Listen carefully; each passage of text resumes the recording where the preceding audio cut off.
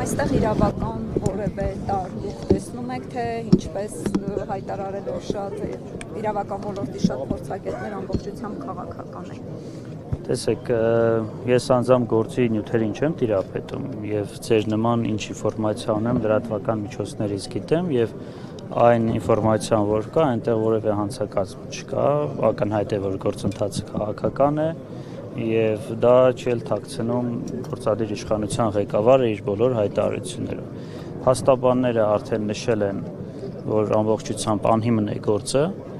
եւ իրավական հիմքերը բացակայում են, հույս ունենք, որ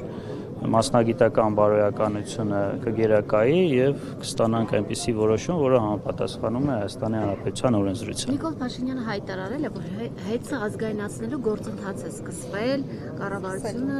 սկսվել է արդեն ազգային ժողով են բերելու եւ այլն։ Արդյոք այս process-ը Սամվել Կարապետյանի շուրջ տեղավորվում է հենց հեծը ազգայնացնելու գործընթացի մեջ։ Դե ախր Ժորժ ջան, ինքներդ եք տեսնում, որ գործադիր իշխանության ղեկավարը ուղղակիորեն հետապնդում է սկսել եւ իրավական գործիքակազմը օգտագործում է այդ հետապնդման համար։ Եթե բիզնեսին է արդեն հայացք ուղղել, դա նշանակում է, որ ինքը պետք է հասկանա, որ ներդրումային միջավայրը Հայաստանում չափազանց խոցելի է, եւ եթե հերթական ներդրումներով ստացած եւ կայացած կազմակերպությանն է թիրախավորել, մյուս բոլոր ներդրողները եւս պետք է հասկանան, որ քաղաքական իշխանությունը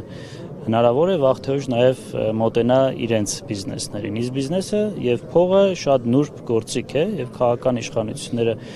որ երրորդ անգամ որ մոտենում են բիզնեսին քաղաքական նկրտումներով, բնականաբար որ այդ երկրում բիզնեսը չի կարող զարգանալ, ներդրումներն էլ չեն կարող ավելանալ։ Իրավական տեսանկյունից ինչպես է հնարավոր մասնավորից վերցնել բիզնեսը։ Դա շատ բարդ եւ նուրբ իրավական գործընթաց է։ Ես չգիտեմ ինչ օրենսդրական նախաձեռնությամբ պետք է հանդես գան, որ լինի կնայենք, կարծիքը կասենք, բայց ակնհայտ է, որ եթե անգամ օրենքի մակարդակով այդպիսի բան տեղի ունենա, հարկատուների հաշվին պետքա փոխհատուցում լինի ներդրողին։ Սա եւս դժում է այս ժողովուրդն է դժում, որովհետև պետբյուջեից փոխհատուցում պետք է կատարվի։ Փաշինյանը բերում էր Զանգեզուրի տղնձամոլիբդենային կոմբինատի օրինակը, ասում էր նա ազգայնացում չէր, նա նվիրատվություն էր։ Նա նվիրատվություն։ Ազգայնացումը իրավական առումով իրենից ինչ է ընդհանրում։ Ես չգիտեմ ինչ օրենքի նախագիծ են բերելու, բերենք հասկանանք ինչ է իրենից ներկայացնում։ Որտեվ ազգայնացումը ոչ այդքան իրավական բառ է։ Այս կապիտալիստական պատմաքաղաքական բառ է։ Անսիմանյան, այս կապիտալիստական երկրում սա ունեցվածքի խլում չի նշանակում։ Ունեցվածքի խլումը զուտ իրավաբանական տեսանկյունից եւ որ սեփականությունը վերցնում ես, փող չես տալիս դրա դիմաց։ Ազգայնացման, եթե բոլշևիկյան տրամաբանությամբ նայենք, այո, դա նույնն է, խլումն է։ Բայց եթե դա օրենքի մակարդակով պետք է տեղի ունենա, դա ենթադրում է փոխհատուցում, ենթադրելու է փոխհատուցում։ Բայց ոնց, հիմա ես ունեմ ընկերություն, ոնց կարող են ստիպել, ասել արի ընկերությունը տուր մեզ, մենք քեզ փող կտանք, չեմ ծախում։ Եթե օրենքը լինի, կկարդանք, կհասկանանք ինչ մեխանիզմերով են դա ենթադրում։ Զուտ մաքուր իրավունքի տեսանկյունից հիմա էլ կարող ենք ասել, որ դա բավականին խոցելի է, հատկապես այն բառապաշարը, որ օգտագործվում է,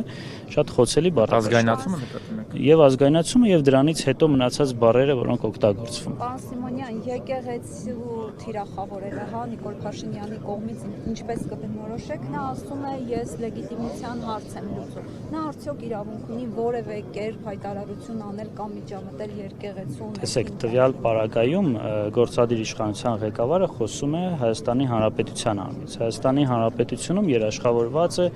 կրոնի, մտքի, դավանանքի ազատությունը եւ պետական իշխանության որևէ ներկայացուցիչ իրավունք չունի միջամտել կրոնական կազմակերպության ներքին գործերին եւ ինքը որոշի թե ով պետք է նշանակվի առաջնորդ, ով չպետք է նշանակվի եւ այլն։ Մենք ոչ միայն ազգային մակարդակում խնդիր ունենք եւ համանդրության հետ խնդիր ունենք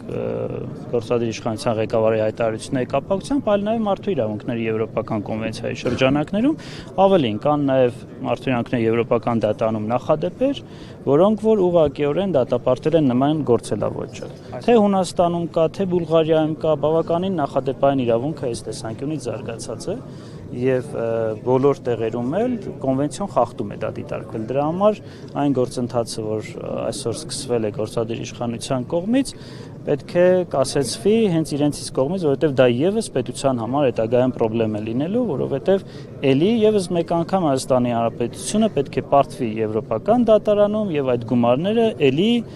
պետբյուջեից պետք է փոխհատուցվեն, այսինքն հարկատուներից։ Այսօր Նիկոլ Փաշինյանը սպառնում էր հեծի աշխատակիցներին, որ օրինակ ովքեր մասնակցեն այս հավաքներին, նրանք այդ պետականացումից հետո այլևս չեն աշխատի, այնպես ինչպես օրինակ Զանգեզուրի պղնձամոլիբդենային կոմբինատի աշխատակիցները, որոնք ընդվզում էին իր դեմ, այլևս չեն աշխատում։ Պաշտոնական դիրքի չարաշահում։ Եվ պատասխանեցի այդ հայտարարությունները պաշտոնական դիրքի չարաշահում են։ Պետք է հետևի դրան, պարոն Սիմոնյան։ Իրավական գործընթաց եւ քաղաքական գործընթաց։ Կհետևի արդյոք։ Իսկ դուք հավատում եք դա։ Ես անձամբ չեմ հավատում։ Պղնձամոլիբդենային կոմբինատի այն աշխատակիցները, ովքեր դեմ էին եղել Նիկոլ Փաշինյանին, մինչ օրս համարում են սև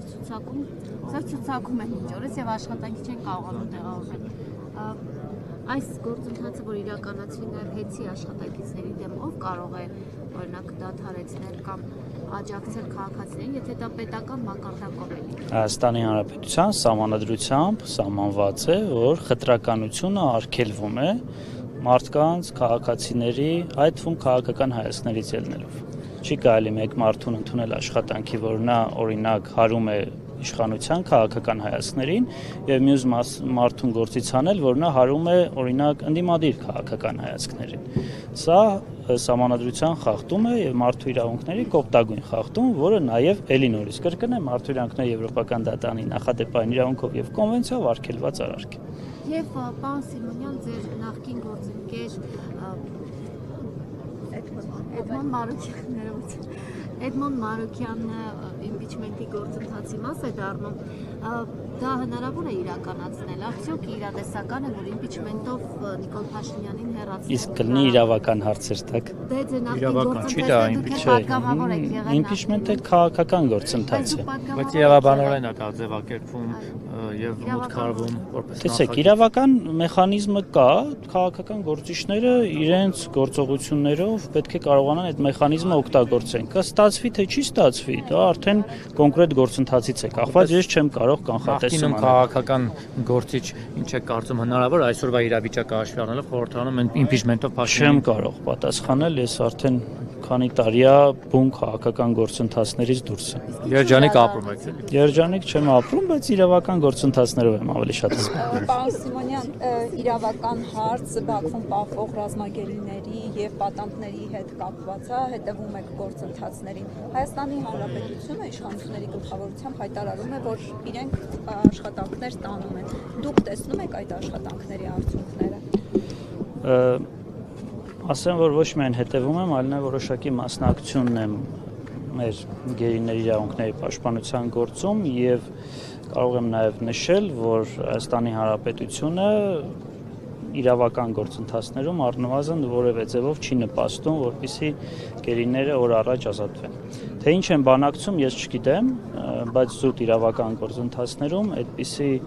ակտիվ մասնակցություն չենք նկատել։ Հակառակը երբեմն հայտարարությունների մակարդակում վնաս են հասցնում որոշ իրավական գործընթացներին, որոնք տարվում են այդ թվում գերիների ընտանիքների պաշտպանության իրավական ճանապարհով հնարավոր է հայրենիք վերադարձնել։ Իրավական ճանապարհը շատ կարևոր գործիքակազմ է պարունակում, որոնք օգնում են հետագայում այդ հարցը նաև բարձրացնել քաղաքական, դիվանագիտական եւ այլ հարթակներ, բայց առանց իրավական ճանապարհի այդ գործընթացը շատ ավելի բարդ կլինի։ Այսինքն քաղաքական ճանապարհն է։ Տեսեք, Ադրբեջանը ոչ իրավական պետություն է։ Ադրբեջանի հայատյաց քաղաքականությունը բոլորիս են հայտնի, ՄԱԿ-ի դատարանն էլ դա արձանագրել է։ Դրա համար ակնկալել, որ Ադրբեջանը ինչ-որ փուլում կհետևի իրավունքի գերակայության գաղափարին, միամտություն պետք է թվա, բայց սա չի նշանակում, որ պետք է հրաժարվել իրավական գործիքներից, որովհետև դա շատ լուրջ ճնշման գործիք է, եւ մենք տեսնում ենք, որ որոշակի առումով երբեմն ազդեցության որոշակի, այսպես ասած, չափաբաժին կարողանում ենք ապահովել, որ հետագայում դա օգտագործվի այլ գործընթացների համար։ Շնորհակալություն։ Ես եմ շնորհակալ։ Ջրի